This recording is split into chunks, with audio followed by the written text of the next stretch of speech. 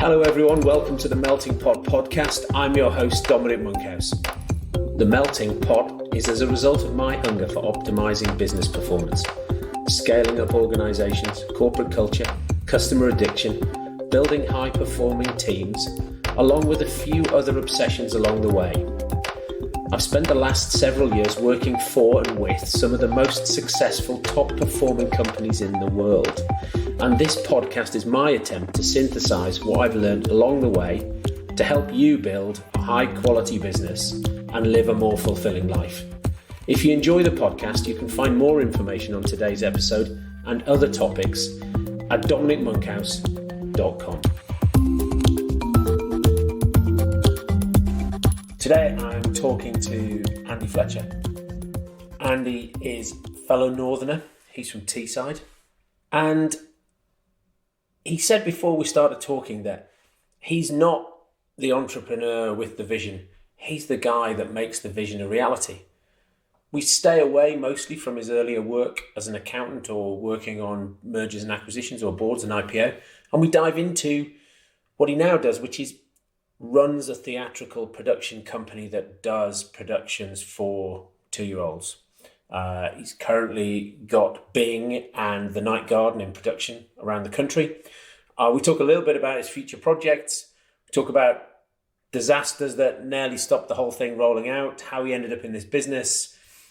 And we look for some commonalities that across various industries, particularly talking about how he's taken maybe the EasyJet ticketing model and brought it to theatre in a revolutionary way in terms of yield management. And we then get into some book recommendations towards the end, not traditional business books, but more how you can take something from a business perspective from an autobiography or a sports documentary. Great conversation with Andy. I hope you enjoy it. Well, I'm Andy Fletcher. I am originally from the north of England, but I'm now based in London. I am a chartered accountant by training. I have an MBA from London Business School, and I have, I think, what can best be described as a fairly eclectic career path to date, which has been very educational, starting with some very big companies and currently with some very small companies, but, enjoyable at each stage. I suppose you must prefer small companies, otherwise you might still be in big companies. Well, it's an interesting one. I look at the decision point where I left what was my last big company, which was Viacom, and at the time it seemed like the right thing to do. I look back at how my successor into my job developed his job, and what he's doing now is mind-blowingly interesting and involves one of the world's biggest football clubs. So part of me thinks, maybe I should have stayed there after all. But no, at the same time, it was right. I think I suit a smaller, more dynamic, less regimented environment in the sense of the decision-making is, I'm very close to the key decision-making, if not making it myself.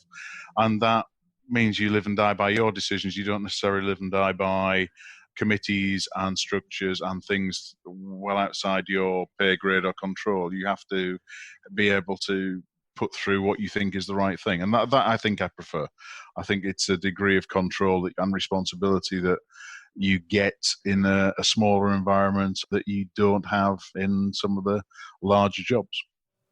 What are the small companies that you're involved in at the moment? My core is around theatre production, children's theatre, operating a couple of production companies. So we have 2 shows which tour the UK at the moment based on children's TV programmes. We are now developing a ticketing agency business on the side of that because we've accumulated a lot of very relevant data over the last 10 years. We've sold about 1.2 million tickets. So that's about 500,000 transactions. Those people like to communicate with us and they like our advice on buying tickets for their families. So we are looking at developing a ticket business on the side of what we're doing. And we've also developed a crew business. So we supply the kind of staff to other theatre producers that we took a long time to find ourselves. We managed to find some great people who were working on stuff for us who then wanted to set themselves up.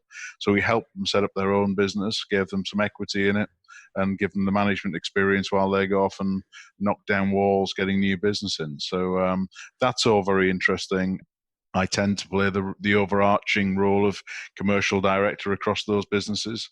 So I'm very much helping them negotiate the minefields of banks and of supply agreements and all of those kind of things. And also at the same time, questioning why something that seems like such a good idea isn't or is, being that sort of challenge, if you like, that mentor, that grey hair, even though obviously I haven't got any, that is, I think, important for enthusiastic, visionary entrepreneurs to have up their sleeve, because if they don't, they might get lucky and get it all right, but they usually don't. It's interesting. You helped the people who used to be your employees set up their own business. Yeah, I mean, to be fair, we used to use a crew business to an outsourced crew business. They worked for that crew business and were very unhappy with how that was operating and how they were working within it. So they decided, the three key people there that we had a huge amount of time for, decided that they were all leaving to get ordinary jobs, as they called it. And we said, well, that's crazy. Part of our IP sits in your heads in terms of how we assemble and manage our infrastructure. There's got to be a different way. Why don't you run your own company? I said, well, they said, yes, we'd love to, but we don't know how to. And said, well, bingo, that's the bit I can help you with, is structuring it and getting you some investment and helping you set up and run and manage a business and not fall into all the obvious pitfalls. What I can't do is run a crew, is climb a ladder and put lights up or build a stage or put the signs up at Silverstone Race Circuit or something like that, which is all of the sort of things they're now doing. They were brilliant at developing that. We gave them the maturity to be brave enough to set off running without. Do you part own that business, or you were just within our structure? One of our companies owns a third of that business. We have an equity stake. The three guys each have a decent equity stake, and obviously the people who put in the seed capital have a stake as well. So it's a nice mixture between ourselves for, if you like, the management expertise and the contacts, them as obviously the three guys who really are key to running the business, and the investors clearly who put in a decent amount of seed capital to get them up and running. But you then, what you do is, I suppose, from your perspective, notwithstanding that, you retain them as a supplier to the theatre business. Well, exactly. For the last 2 years, they've been ideal for us because we needed one of the things we didn't want to lose is their IP and what we did. We had a very complex touring model involving an inflatable theatre and a huge amount of logistics. It took 23 trucks on average to move us from one site to another, which is bigger than any rock and roll concert, any tour. It was insane. And to get that, to finish on a Saturday night in somewhere like West London, to open on a Saturday morning in Birmingham, takes a lot of planning and management, and they were very good at it. So we didn't want to lose that. At the same time, we couldn't expect them to carry on working in an environment where they were deeply unhappy. We helped them through that process. And are they happier now they work for themselves? Well, they still turn up for work. They've just finished their second year. They've made profits in each of the years. They've grown their turnover by a decent amount in the second year. It's quite a slow burn process in theatre because you have to get into the established situations and get production managers to change their habits, which is difficult because most production managers, first and foremost, want the job done. They're almost less worried about the budget. The budget is the producer's issue, but it takes quite a ballsy producer to sit there saying, I'm not paying that when the show has to open in 14 hours or something. And, Willy Wonka's glass elevator isn't working, for example, or something like that. And trust me, that's a true story. Why are you involved in children's theatre that is as complicated as it takes 26 trucks to move around the country? The great myth of, not myth, the great actual backstory of In the Night Garden, which is the show that had that infrastructure, is that it was written by a genius of a man called Andrew Davenport. And Andrew wrote most of the Teletubbies, so that's his track record. He wrote the Teletubbies with Anne Wood. He then wrote all of In the Night Garden, created the whole thing. So if you see the titles of In the Night Garden, everything is him. There are no other writers, sound designers, colour, anything. He did absolutely every aspect of that production and was absolutely hell-bent on the idea that it should not, at least in the short term, go into conventional theatre, because for a 2-year-old to venture into a conventional theatre is quite a daunting experience. There aren't brilliant toilets in most of our Victorian theatres. There's nowhere to put the buggies. It's lots of steps. It's all of those things. my business partner had proposed a version of an experiential thing. Come and visit the night garden, come and meet the characters, etc., within these inflatable structures that he'd seen. So he presented that. Andrew Davenport fell madly in love with the idea of an inflatable theatre and announced that we would now do a theatre show because this was the inspiration he was looking for. So that was brilliant, except it made a much more expensive production. To give you an example, the current tour, which is now in live in normal regular theatres, takes just over one 40-foot truck to move it around the country, compared to 23. When it takes us 4 hours to get the set down as opposed to a week to move it from A to B. So it's a hugely different thing. To be honest, the current show, the show itself is wonderful. In fact, it's probably a better show than the original because we've got more modern technology now, better projections and things than we had 10 years ago, just the way things have changed.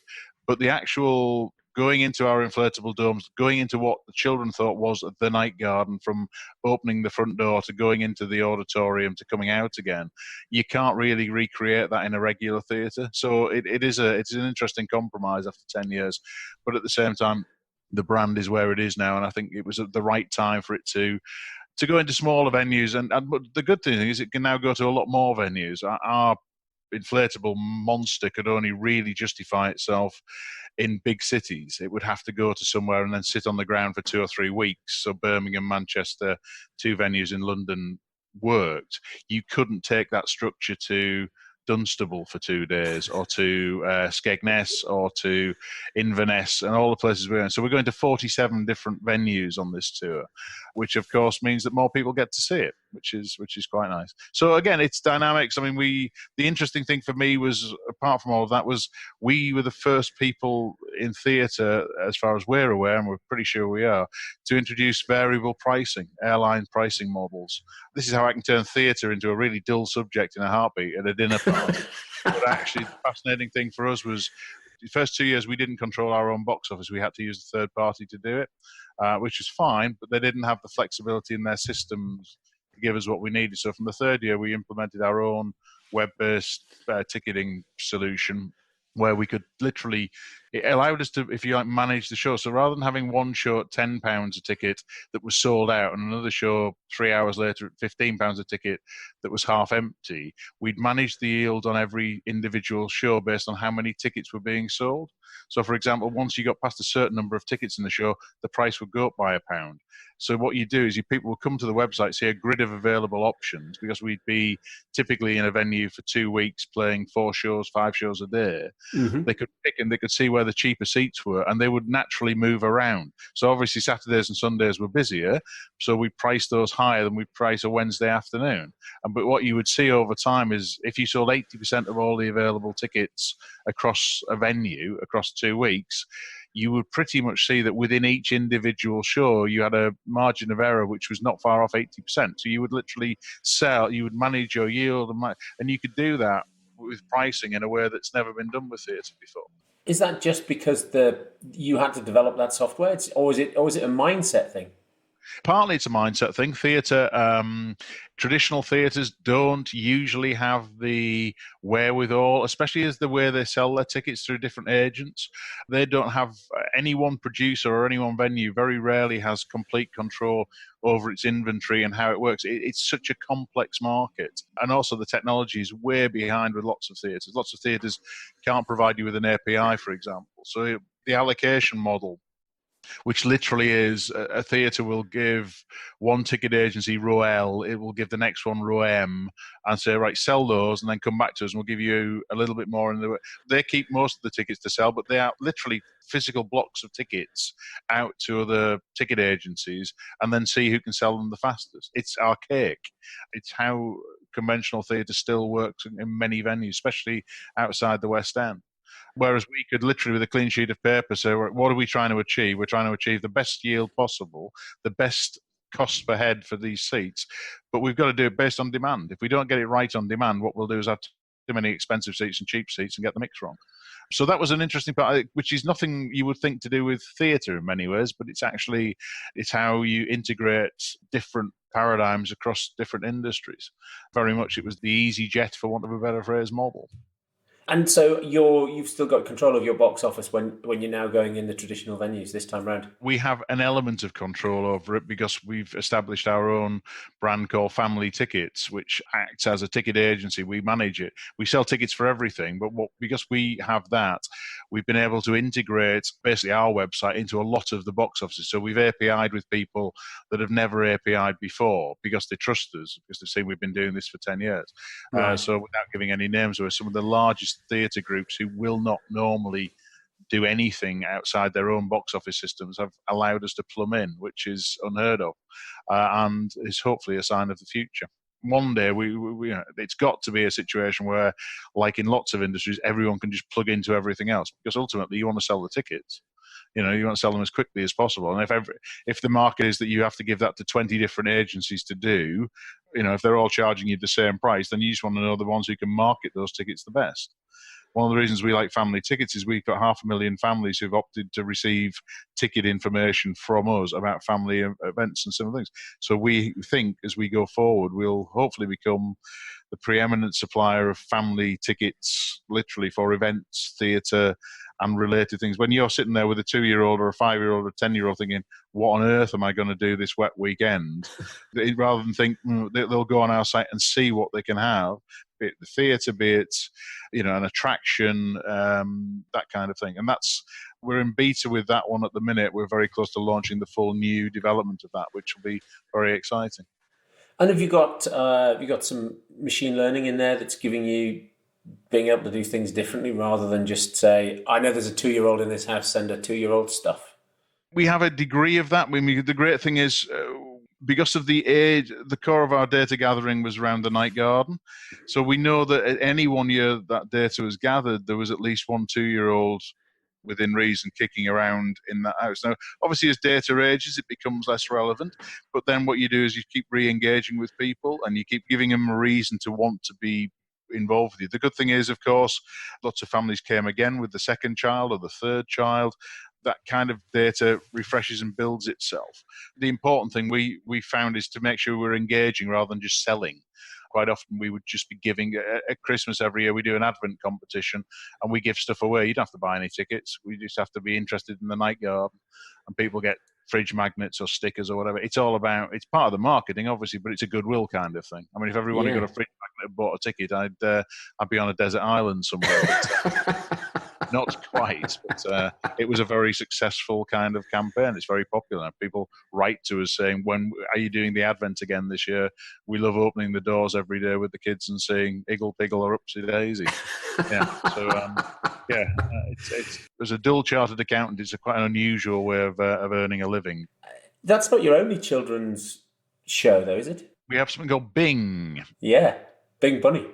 Bing Bunny, exactly. We're doing the live show of that. I'm trying desperately to remember where we open tomorrow with that, because we've got so many shows running that I can't actually remember on each one. And because I'm an idiot, I don't actually have the schedule on my desk next to me at the moment. But no, Bing's been an interesting first tour. We'll probably see a second tour of Bing. It's not the brand that Night Garden is, for example. It's a very good brand. Night Garden is more of I'd call it a super brand or a phenomenon. Night Garden is something that you'd really have to stretch it to find a parent of a 2-year-old that doesn't know in the Night Garden. It is just in the psyche, whereas Bing is very popular, but it's not as popular. So Bing's been a smaller tour. It's been only in traditional theatres. That's been a development as well. Does Bing attract a different... if Night Garden is a 2-year-old, is Bing a different age group? We were interested, actually. We found that Bing actually attracted a broader range. We were amazed how many people were bringing very small children to see Bing just because they loved Bing. The actual play itself was, to those children, was almost irrelevant. They just kept seeing Bing on stage and clapping. They loved it. And then we were seeing children of probably 4 or 5 or 6 who were coming along because the parents like Bing is always the naughty little rabbit who learns a lesson, the morality story at the end of the morality tale at the end of Bing. And I think a lot of parents quite like that aspect of it. It illustrates what can happen and what nice people should do rather than what a naughty little rabbit might do. And I think that's, although of course he's not a rabbit, he's a boy. That's the thing you have to remember. He's actually called Bing. He might have rabbit's ears, but actually he's a boy. That's what it says in the style guide, and that's what I'm sticking to. I think he looks like a rabbit, but bless him, what do I know? It's a very good little show. Again, it was we iterated it when we launched it. It needed some changes as we went into it because, by definition, you don't really know how a theatre show is going to be received until you put it in front of an audience. You can have rehearsals, you can have lots of clever people sitting around, but until you actually show it to people, Night Garden, when we showed it to people, was an absolute phenomenon. We didn't need to make a single change to it. Bing was very popular, but we needed to shorten a little bit of it. We needed to put a little bit different in, emphasize characters in a slightly different way, but the kind of things that happens in any show. So we learned from that as well. How do you end up in theatre? It's a random thing, isn't it? You go drinking in the wrong pubs. My business partner, Andy Collier, was at Oxford. He started producing when he went there when he was 18. He had a friend who did lots of it who turned out not to want to stick at theatre producing because he became a very, very successful financier in the city. He's done a lot of VC work, and many years ago was looking to recruit a commercial CEO for a sports data business, which I had a very good background for at the time. So I was part of a management buyout team that was going to buy it out, and at the last minute we were gazumped. So it never happened, but I kept in touch with the mutual friend, and that mutual friend then introduced me to Andy Collier in 2009, saying, if you have some spare time, my friend has a project. He needs the kind of advice and skill that you've got. Why don't you see if you're interested? So we met for a coffee in Soho House, as you do, and within 5 days, we'd been through everything. I thought it was a great idea. We went and signed the contract with BBC Worldwide, as it was then, and found ourselves needing to raise £500,000 in short order. That was fun, but we did it. So that was the Night Garden. That was the business that became the Night Garden. And then did you then have to design and build the inflatable theatres, or everything? There was nothing. Literally, there was nothing. It had never been done before. So that from the minute we got the green light, which was by the end of it was probably start of February, to opening in July, we had to commission the structures. The thing had to get written, so Andy Davenport had to go and sit. He'd obviously done TV shows, but they last for 22 minutes. The stage show lasts for 52 minutes, and there are two of them, so two variations on it. So he had to go away, write those. We then had to put the team together to create it, to build it. And nobody knew what it, apart from the characters and vaguely what it looked like on TV, nobody had any idea. And then we had to basically stand in a park in one of the more interesting parts of Liverpool, just outside Toxteth, and put the whole thing up and see if it worked.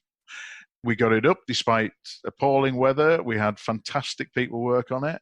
We were all set to open on Saturday morning, and on Friday night somebody decided to try and set our skips on fire and burn the thing down.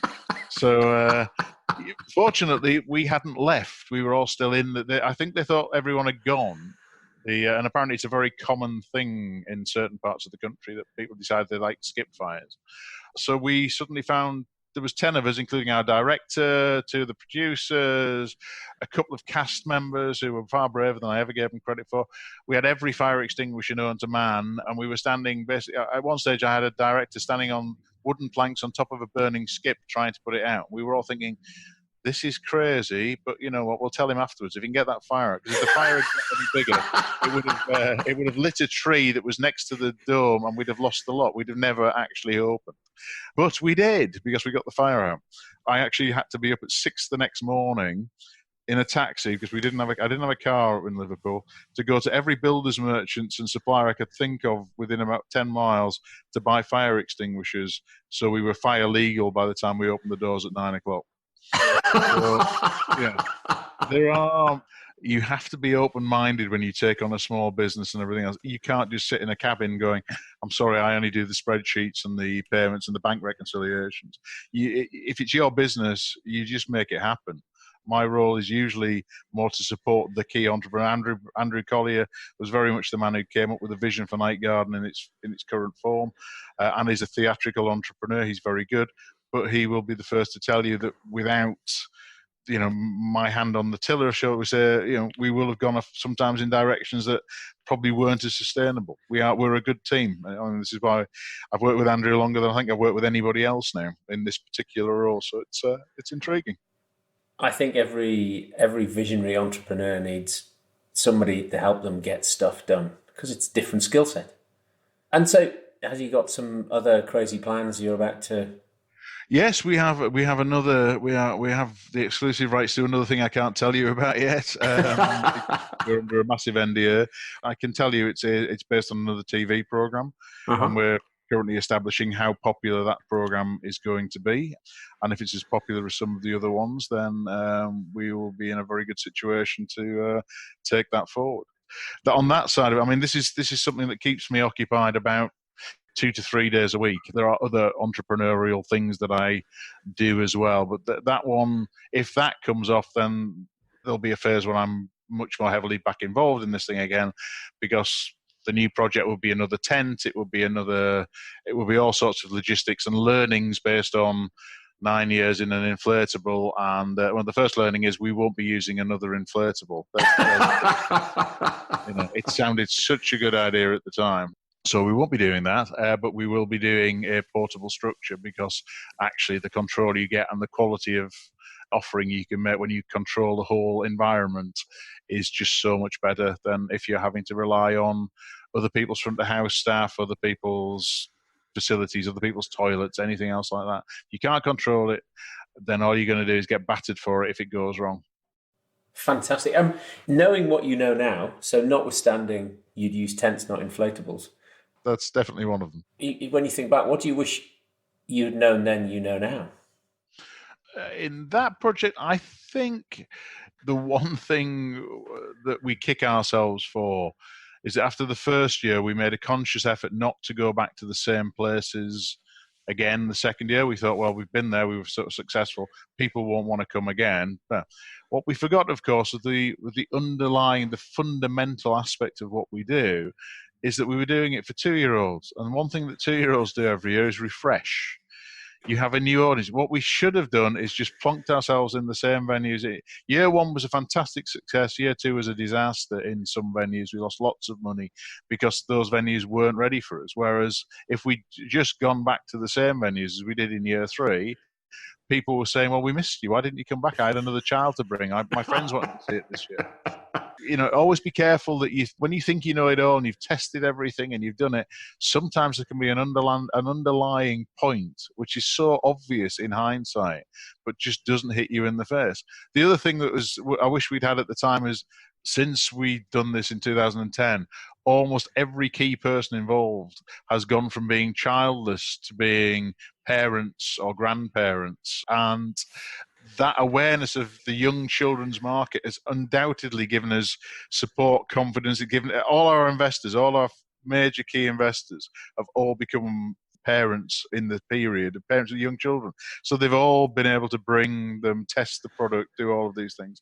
And more importantly, support us. So some of the other projects that we're looking at now, which are in very early development around the whole children's sector, anything from soft play to all of the activities that kids do, that is very fragmented in the UK. We now have people saying, well, you've got a proven track record of entertaining families, of looking after them, of doing it well. What else can you do in this field, which is basically the field of what are we going to do with the kids this weekend?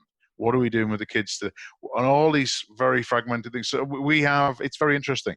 Having that behind you was something that we didn't have in 2010. And if we just had one person or two people with the smaller, who also had our perspective, I think we'd have learned a lot more quickly.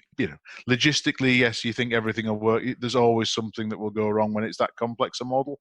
The key is that you learn, and we learned it by accident, unfortunate accidents, is have the right people working with you. Have people who will do it, who buy into it, who will be there at midnight even though they're not getting paid for it, because they want the show to go on as well. It's an old cliche, but it's so true. And unlike so many other businesses or Brexit or anything else, when they say the show must go on, the show opens at 7:30 on a Friday evening or 2:30. It doesn't just go back. It can't, because everyone's got their tickets, everyone's coming. people have to see a show at that point. And so to fail to do that is complete business failure in theatre and in events. So when you've got that, you can't fudge. You have to get it on. That was a really interesting thing, because that's the first time I've been in a business like that where it really is. It just happens on time or it doesn't happen. You don't realise until you start going until you get involved, and then you go to other productions. People think you wander into West End shows, it says 7:30, oh, we'll get there 7:45, they won't have started. No, they will have gone up at 7:30. There will be a massive clock with a stage manager behind, and it will be going up bang on time, because I think people don't understand just how regimented and disciplined I think something as fluffy as theatre actually is. Because if you didn't, you would just have carnage. Again, that was an interesting thing for me to come into that from after a background in other types of media, to see that something that I always thought was a bit lovey and a bit chaotic is as professional as anything else I've ever seen, especially when it's done properly. How do you create that culture where people will be still doing it for you at midnight, even if they're not getting paid? How do you get that out of people? Well, I mean, obviously they won't do it forever if you're not paying them. I mean, it's more the crisis moment. What you'll do is I hope we get people and we treat them properly. We pay them properly to start with. We involve them in it. We share the success with them if it is a success. We don't take out our failures on them when it's not. We try and be honest. We ask people to help us with the things we can't do, because that's why you hire good people. And if people get into it and believe it and then share the pride in doing it properly, they want it to open. If it's partly their responsibility to get the thing up the next morning, or to make the changes, or to buy the fire extinguishers, or whatever it takes, then you have to get them to want to do that, not to sit there at 5 o'clock going, I'm sorry, yeah, I know you're going to have a disaster tomorrow, but I'm not on tomorrow, so it doesn't matter. We think if you treat people sensibly, they come. I mean, for example, in the first year, we had a cast and a crew of 12 people, and we asked them to tour for 14 weeks, and they were doing 5 shows a day for 14 weeks. And guess what? In year 2, they all came back on the same wages. Literally everybody wanted their job back for year 2. Year 3, a lot of them decided they couldn't do a third year because we did 8 venues there in the year 2, and it was a big tour. We've got people who've worked with us since the 2010 tour. We're fortunate. We've and people who've left us when they've had 2 or 3 years and they get an offer, they want to develop something. Most of them have come back. We've actually been very lucky. We've had people leave us, flourish, develop in different roles, and then bring what they've learned back to the family. People say it's a cliche, but we have a family of businesses. They have different outlooks and different strands, and people have different involvements in each of them. But there's very much a mindset that if one of them needs a bit of a hand or a bit of a leg up compared to the other one, people get involved. People know that there is a general reason for doing it. And I think it just boils down to being reasonable, just being sensible.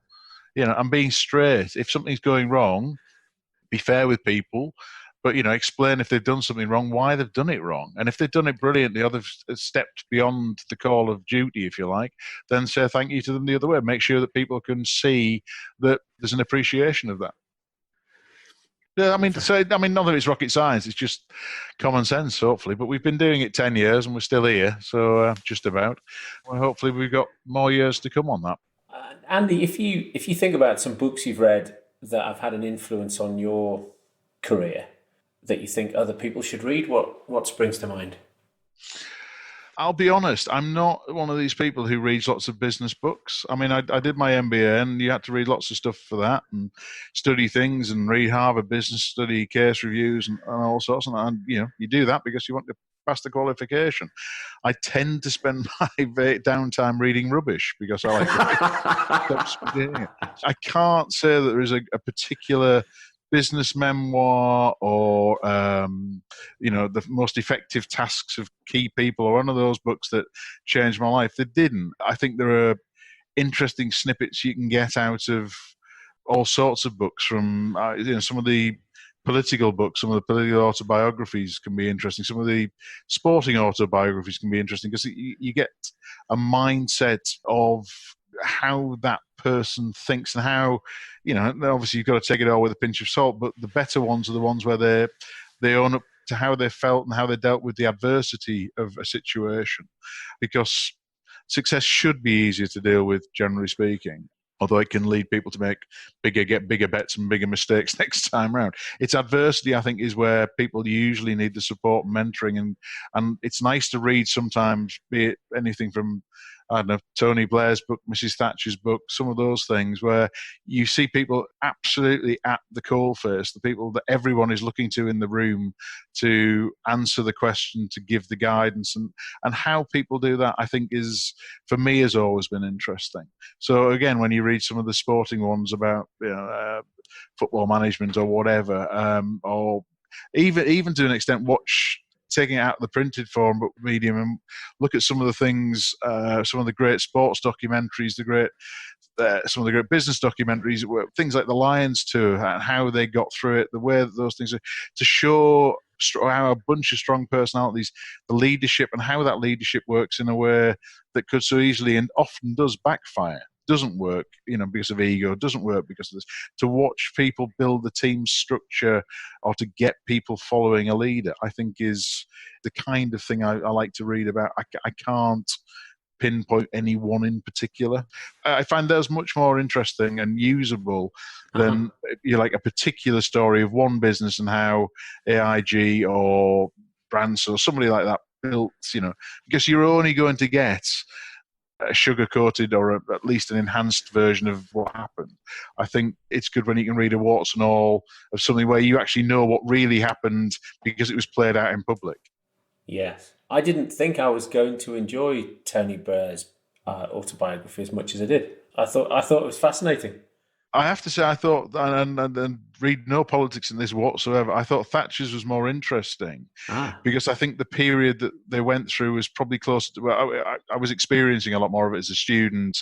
To look back and read how she and her team perceived what was going on compared to how it was being played out in the media and to people in different communities, I thought was fascinating. And to listen to the honest admissions of the vulnerability and the doubt, if you like, again, things that weren't what you saw in public. And it's looking at that mix between the two, I thought was interesting. And same with Tony. I mean, Tony's book I thought was more honest than I thought he was going to be. I thought Thatcher's seemed to be more, not genuine, that's not fair. I think a little bit more, and again, honest isn't the right word. It just felt it was a bit more from the heart. Whereas I think Tony's was written, I think, there's still lots of stuff going on that's still relevant to what was in that book. And I think that will doubtless give it a different gloss to that. But those are the kind of things where when I've read them, I thought, I've learned something from that, or that's interesting. Fantastic, 2 recommendations. That's brilliant. And the documentary on the Lions Tour. Was it the Lions Tour or was it there's the one on the Lions Tour, and there's the good one is I think it's Swing Low. It's the one about winning the 2003 World Cup.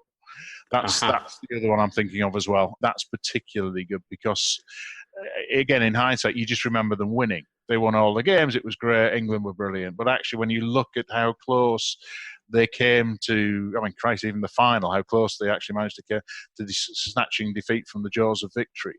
And having, as a rugby fan, watched them do that in 1991 against Australia at Twickenham, to see the strength and character, and again, to look at some of the mistakes that the 91 team now acknowledge they made compared to the mistakes they were never going to make in 2003 was fascinating. Andy, that's brilliant. Thank you for your time today. Pleasure. Thank you.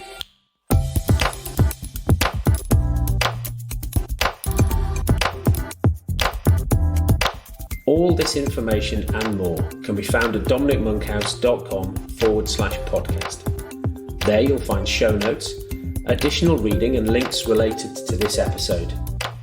You can also find my blog and the past editions of the Melting Pot newsletter. The simplest thing to do is to sign up to my subjectively not crap once a week newsletter, where I'll update you on what I've been up to, the most interesting articles I've read, and all things relating to scaling up, high-performing teams, net promoter score, company culture, etc. Social, you can find me on Twitter at Dom Monkhouse and LinkedIn at Dominic Monkhouse. LinkedIn is probably the best way to reach me and share your questions and comments.